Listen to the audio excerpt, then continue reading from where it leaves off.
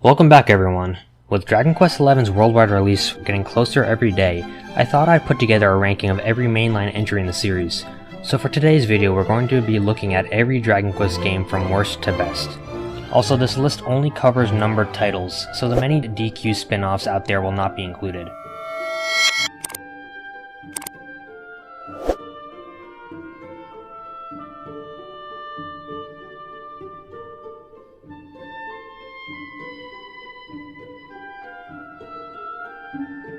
The first Dragon Quest is also interestingly the worst Dragon Quest. Don't get me wrong, I actually do like the game quite a bit and its innovation cannot be understated. DQ1 is the first Japanese role-playing game, merging together elements of Western and Eastern game design philosophies to produce a title like no one has ever seen before. The game incorporates an open-world design and forces players to piece together clues to eventually work your way to the end boss. It doesn't hold your hand even a step of the way, and overall the game is extremely experimental in nature, with a lot of tedious elements being present, including only one save point being present in the whole game world, and a seriously clunky menu system. Thankfully, the developers behind the game know how to learn from their mistakes, so the franchise only improves from here.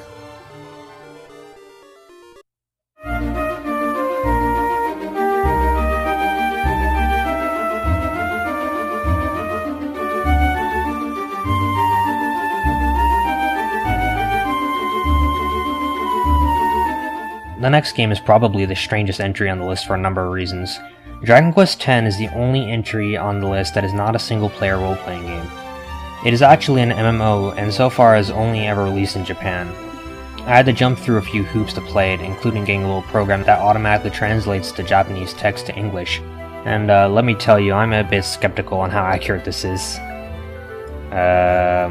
Overall, the game hardly feels like a mainline Dragon Quest game. It's more of a spin-off, to be honest. In DQ10 you do loot quests, raids with friends, and there's even a bit of story to the game. I'm ranking it low because it's just so different than the main games, and I probably only enjoyed it more than DQ1, but for an MMO it is quite good, and if it ever comes out in English I would definitely get a membership.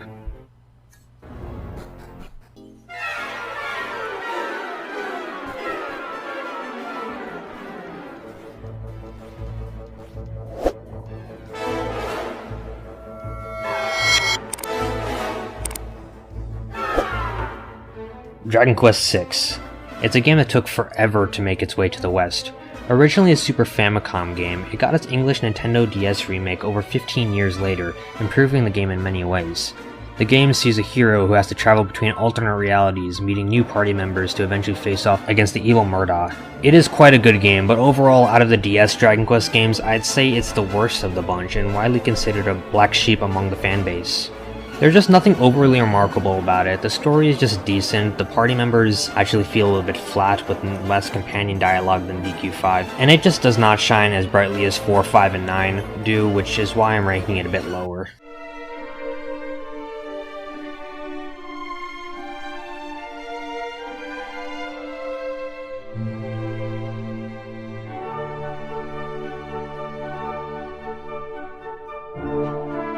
Dragon Quest II comes right off the heels of the first game, and immediately you can tell it is far improved. It still follows largely the same formula as the first game, with cryptic hints leading you to explore a game world that truly feels open. The world is huge, fun to explore in any direction you want, and so many elements from the first game have been fixed, including multiple save points being added, a more content-filled world with more variety in equipment, and multiple party members. The game is overall a great sequel that really paves the way for the series in the future.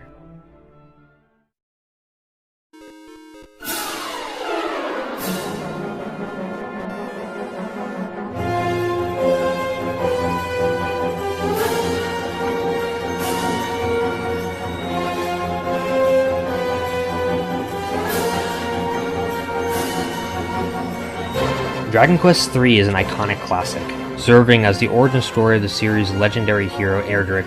Dragon Quest III is an epic adventure in an open world that massively improves upon its two predecessors. The game features a day and night cycle, the new class system which gives players thousands of possible combinations, and it introduces a new party system which allows the player to name and create multiple characters with different classes that come with their own strengths and weaknesses. It's a revolutionary game that serves as a refinement of the series, and it truly feels like a role-playing adventure, with players really needing to think about every choice they make going forward. The game also improves the narrative of the series greatly, boasting a very well thought out story involving Erdrick's quest to defeat the evil Baramos. The strong focus on the narrative helps bring the world to life, and the game still retains much of the investigative gameplay the series is known for. The Game Boy Color remake makes the original NES classic even better. This is one Game Boy game that should not be missed.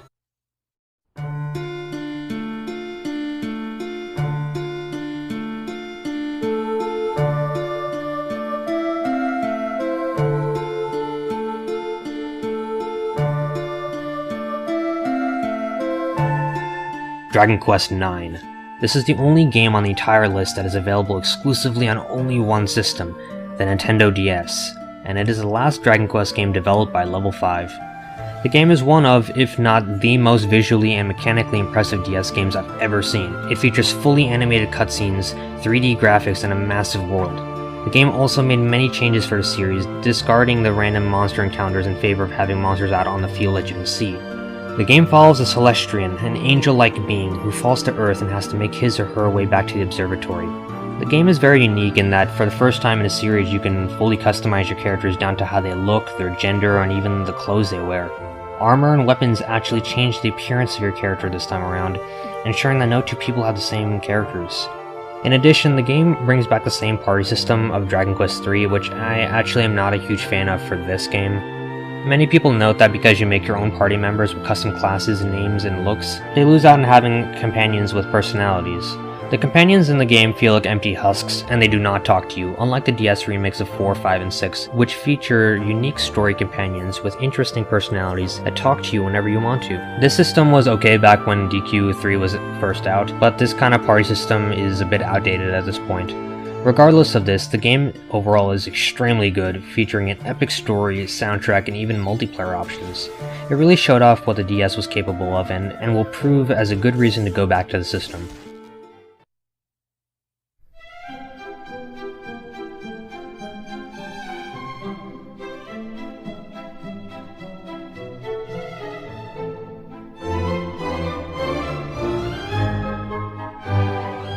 Dragon Quest IV: Chapters of the Chosen.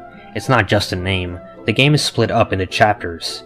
DQ4, originally on the NES and later remade on the DS in an unfinished state, and once again remade on mobile device in a finished state, is a game that kicked off the Zenithian trilogy of games including 5 and 6. The game is structured in a very unique way, focusing on multiple different characters from around the world. You play as these different characters and learn their story, gradually leading up to everyone meeting up to defeat the evil Sorrow the Manslayer. The game is extremely cool because of the way it builds up the various characters you eventually meet, and at times it feels like multiple games in one. There's tons of party members too, and they all have unique abilities, making for a diverse lineup. Earlier I said that the game was incomplete on the DS. I really meant the localization was incomplete. The English version of Dragon Quest IV on the DS removes one of the coolest features of the franchise: Party Chat. Party Chat basically works by pressing the B button whenever you want to talk to your companions, and they will say something unique almost every time depending on the situation you're in, really making them feel like people. Without this feature, thousands of lines of dialogue were lost, which is a huge shame because this is a game with so many great characters with great personalities, and you won't even be able to talk to them. However, luckily the mobile port completed the game and gives us all this Party Chat dialogue. It is identical to the DS version in every other way, so this is the best version of the game for Westerners. If you have a phone, and yeah, you do, pick this one up.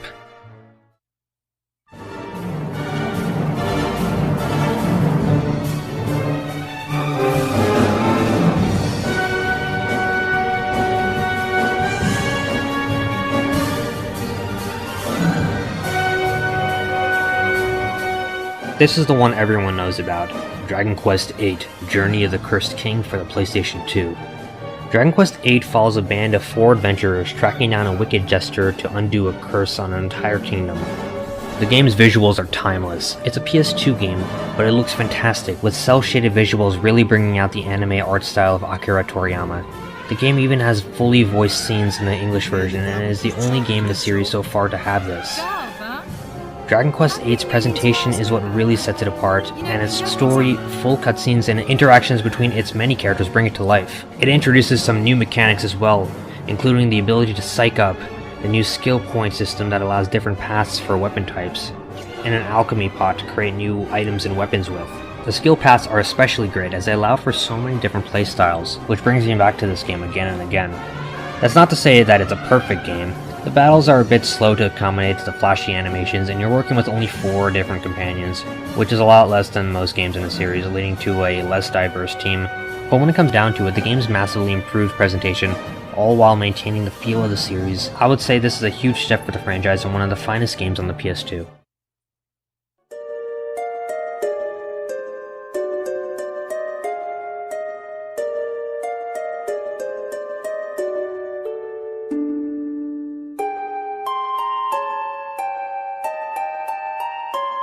Imagine a game that takes over 100 hours to beat, with thousands of lines of dialogue and tons of story to get through. That's what Dragon Quest VII is. Originally released on the first PlayStation and nicely remade on the 3DS, Dragon Quest VII represents a huge turning point for the series. The game stars a trio of kids who travel back in time to restore forgotten parts of the world.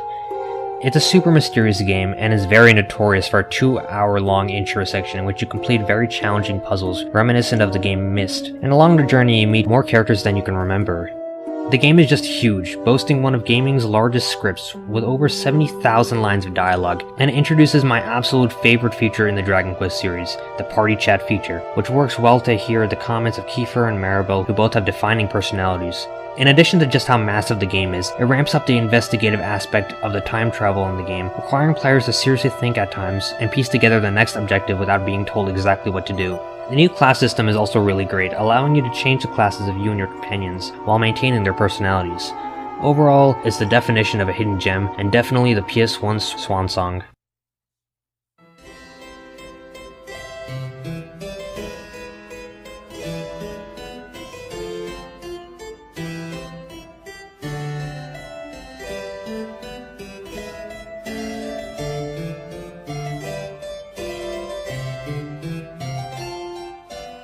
Dragon Quest V is the best game in the entire franchise. It's a title that takes everything good about Dragon Quest and puts it into one package. The game is about family, friendship, and good versus evil. The story follows one hero's transition from childhood to adulthood, where he journeys to save his mother from the clutches of the underworld. It's an epic, emotional tale with extremely well-written characters and a living, breathing world that is constantly changing around you as the years go by in the game.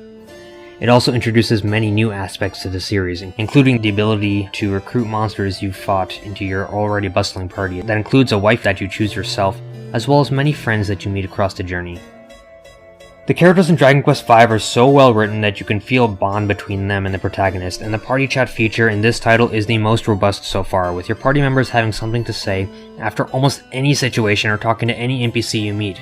There is so much attention to detail put into Dragon Quest V, it's ridiculous, and it ends up being the most enjoyable entry in the series to me.